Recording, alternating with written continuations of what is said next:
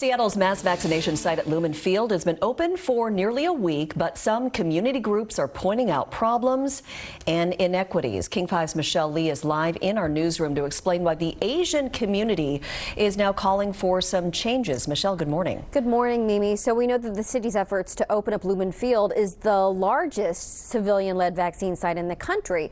The hope is that one day it could serve up to 22,000 people every day. But some leaders in the Asian community are pointing out flaws and inequities that, if are not changed, could leave a lot of older people without a shot.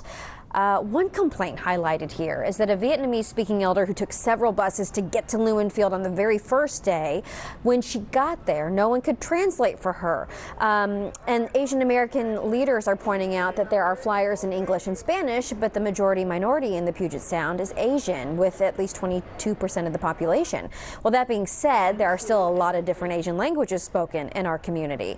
The woman highlighted didn't know a lot about the vaccine. She didn't know she needed a second one, and also worried about missing work to get it. She's a custodian and takes a 2-hour bus ride to work every day. So her story highlights inequities within the Asian community, but the concern is that as more phases open, more people could also be left behind.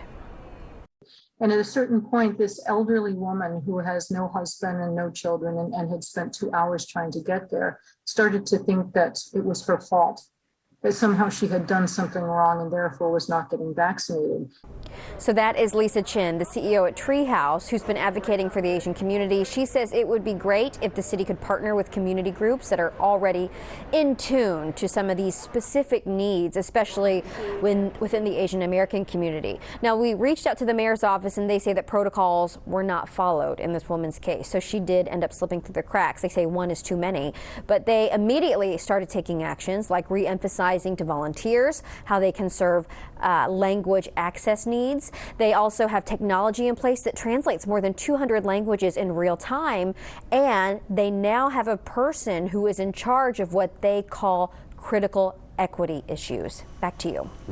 Michelle, I face those problems with my mom trying to help her translate and navigate the system as well, so I know that problem is real.